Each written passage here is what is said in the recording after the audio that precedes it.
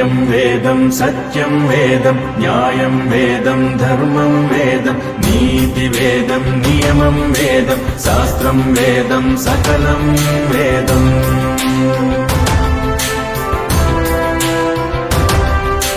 కల్పాల కాలం గడచిపోయినా సాంకేతిక రంగం ఎంత ఎదిగినా నాగరికతలెన్నో పుట్టుకొచ్చినా మన పూర్వుల తపస్సు వేదం.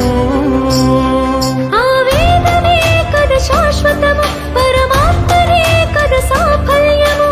వేద సారము సాయుధ్యము, జాతి ఉన్నతికి అది సాయుధము.